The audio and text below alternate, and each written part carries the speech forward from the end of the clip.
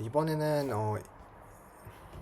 주디스 리치 해리스의 양육가설 책에 대해서 얘기를 해보도록 하겠습니다. 양육가설 이전까지의 책은 굉장히 큰 범위에서 본성이 무엇인가이나 아니면 본성이 존재하는가 이런 내용들을 다뤘다면은 이제 좀 더 스페시픽하게 그 본성이라는 거를 양육의 관점에서 보는 거죠.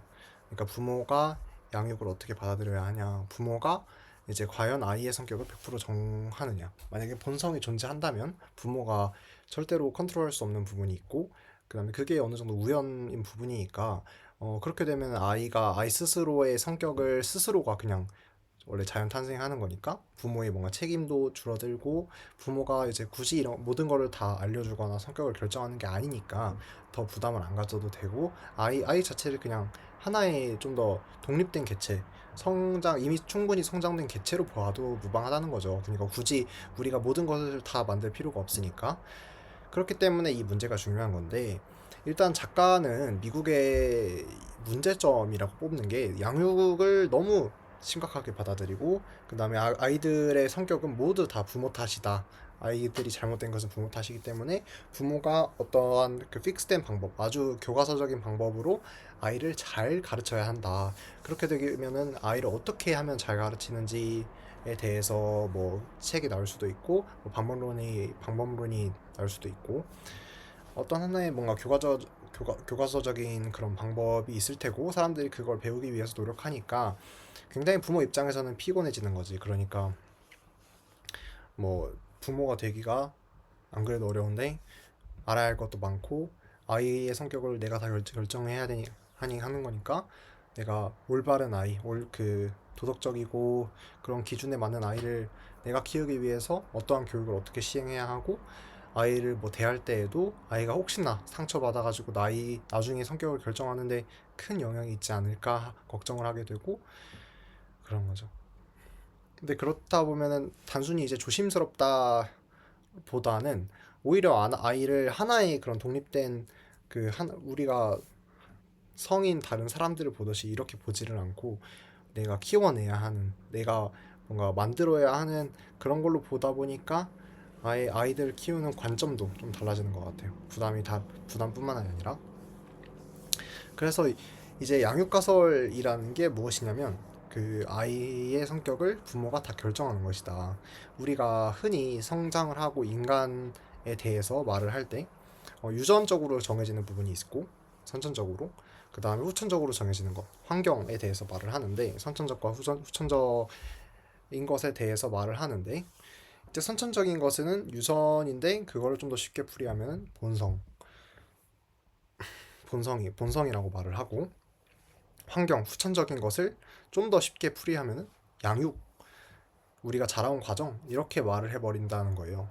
근데 우리가 환경을 양육으로 그러니까 우리가 살아온 환경은 다 우리의 성격은 우리의 후천적인 부분은 다 양육에서 결정돼. 그러니까 집 밖에서의 영향은 거의 없고 엄마 아빠와의 상호작용 아주 어렸을 때 상호작용이 우리 평생 성격을 결정해 라고 믿으니까 이런 양육가설 때문에 앞에서 얘기했던 문제가 발생한다는 거예요. 당연히 그러니까 여기 책에서는 선천적이고 후천적인 거에 대해 집중하기보다는 후천적인 게 모두 양육의 비용이 그렇게 높은 것이 아니다라는 걸 얘기하고 싶은 거죠. 나도 이제 어렸을 때는 양육의 비중이 높다고 생각했는데, 근데 그 이유가 뭐냐면은 너무 어렸을 때 성격이 대부분 형성이 된다고 믿었고, 그 다음에 내 지금 성격이 왜 그러냐를 생각해 봤을 때, 뭔가 엄마 아빠의 성격을 어느 정도 생각해 보면 맞는 것 같기도 하고, 이렇게 생각을 했었는데, 최근에 이 책도 읽을 영향도 있지만, 최근에 많이 바뀐 게 대학교 오고 엄마와 이런 조금만 거의 뭐 몇 달 정도? 한 달, 한두 달 정도만 멀어져도 그 안과 밖의 성격이 내가 다르다는 걸 느꼈어. 그러니까 집에서의 나가 좀 더 자연스러운 건 아니고, 그러니까 집에서의 나와 밖에서의 나가 아예 다르고, 그다음에 꼭 밖에서도 이제 대학교에서 나와 뭔가 다른 위치마다 내가 다르구나. 이런 걸 느끼고 나서 성격이 그렇게 부모 의존적이지 않구나. 내가 더 이상 이제 이런 거에 대해서 좀 더 자유로워진 것 같아. 그래서 지금 작가가 말하는 거는 양육 가설은 그냥 틀렸다. 진짜 가설일 뿐이고 그냥 문화가 낳은 하나의 믿음이고 미신일 뿐이다. 하나 그 과학적인 근거가 전혀 없다. 내가 이제 이거를 반박해 보겠다라고 얘기를 합니다. 보통 양육 가설을 연구하면은 대부분 다뭐 많이 이제 접한 식으로 부모의 성격이나 부모가 양육하는 방식을 먼저 조사를 한 다음에 아이의 성격을 조사를 해서 그것과 상관관계를 찾는 거죠. 근데 그게 상관관계가 있으니까 양육 가설이 있겠죠. 근데 사실 과학에서 모든 과학이나 심리학에서 그렇듯이 이런 상관관계의 연구는 잘못되었다. 굉장히 오류를 범할 확률이 크고 다른 요인이 영향을 더 끼쳤을 것이다. 예를 들어서 부모가 뭐 어, 부모가 돈이 많아. 근데 그러면은 아이가 뭐 성격이 좋은 경향이 있어. 근데 그런 거는 부모가 돈이 많고 재정적으로 여유가 있는 게 직접적으로 영향을 준 게 아니라 아이의 성격 형성에는 주변 친구들이 굉장히 중요한데 그 좋은 돈이 많은 사람들은 학교를 다닐 수 있고 좋은 학교와 좋은 친구들을 만났기 때문에 성격이 좋아진 것이다. 부모가 성격적으로 영향이 좋거나 아니면 좋은 교육을 했거나 그런 거는 관계가 없다. 이런 식으로 상관관계에 대해서 부정을 합니다. 그래서 언급하는 내용이 아이가 부모의 이제 우리가 뭐 모방이라는 것을 얘기를 하고 인간이 모방에 대해서 굉장히 능숙하고 다음 세대 우리가 다음 세대한테 이런 문화를 전파해야 되기 때문에 부모한테 굉장히 많은 것을 문화를 빠르게 습득할 것이다 라고 하지만 사실은 그런 게 아니고 부모를 무조건적으로 따라하는 게 아니라 오히려 또래한테서 배우는 게 많다 이렇게 얘기를 합니다.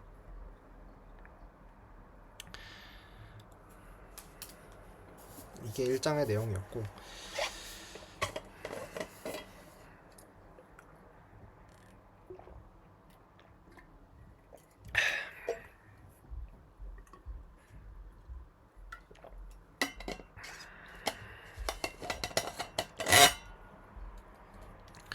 이제 2장에서는 본성과 양육의 증거에 대해서 말을 하는데 먼저 앞에서 말했던 상관관계의 이런 오작동에 대해 예시를 드는 게 브로콜리 섭취인데 브로콜리를 아직 정확하게 기억은 안 나는데 브로콜리 섭취를 하면은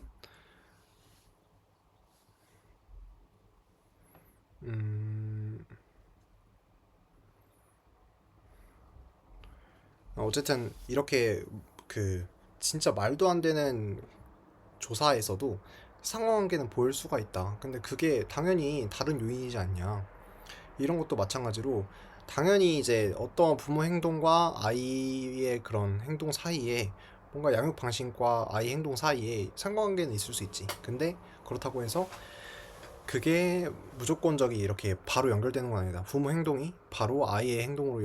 부모의 양육 방식이 아이의 행동이 영향을 끼치는 게 아니라 아니면 반대로 생각하면은 아이가 이렇게 행동하기 때문에 부모의 양육 방식이 이렇게 결정되었을 수도 있다라고 오히려 주장을 합니다.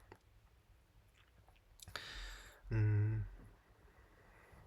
이게 빈서판에서도 나오는 내용인데 사실 이렇게 주장하는 방식은 계속해서 본성이 있다. 아이가 어느 정도 태어나면서부터 그냥 정해진 거야. 정해지고 바꿀 수 없는 무언가가 있다라고 주장하는 방식인데 이렇게 주장하면 어떤 게 되냐? 어떠한 아이는 유전적으로 좋고 나쁘고가 이렇게 말할 수도 있기 때문에 평등 문제에 있어서는 굉장히 과거에 이런 관점 때문에 이런 양육 가설에 대한 비판을 하기가 굉장히 어려운 환경이었다. 당시에 행동주의 심리학이 굉장히 우세했고 그다음에 행동 유전학이 오히려 더 인기를 끌지 못했다. 이런 이유 때문에. 그렇지만 이제 우리는 어, 사실을 이제 직시를 해야 한다라고 주장을 합니다.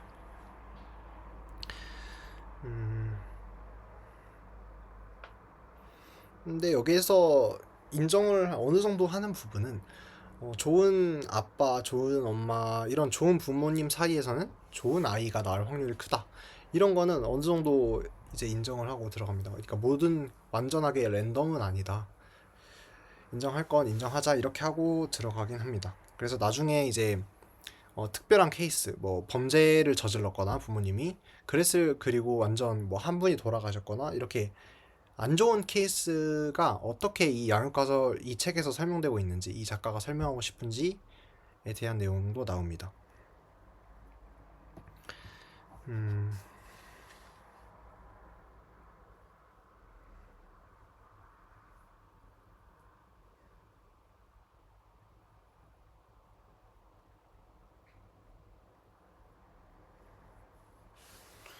음,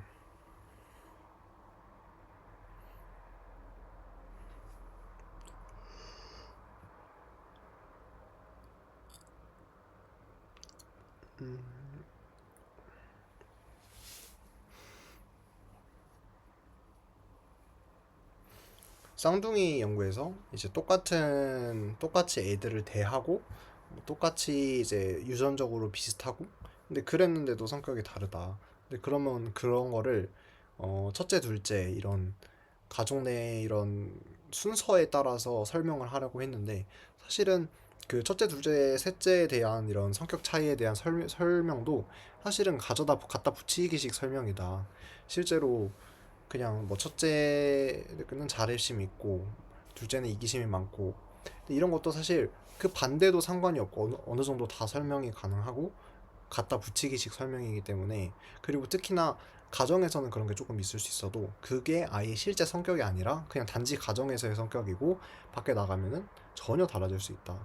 그래 틀렸다 이렇게 주장을 해서 본성 그러니까 유전으로도 설명을 할 수가 없고 양육 그런 가정 환경으로도 설명할 수가 없는 제3의 우리가 가능성이 뭔가가 있다. 제3의 요인이 뭔가 있다라고 하고 그래서 그런 가정 내 순서가 서열이나 순서가 나온 거고 그렇다면은 이제 부모 이런 그 요인을 찾기 위해서 부모가 아이들을 똑같은 아이들이라도 왜 어떤 부분에서 다르게 대할까?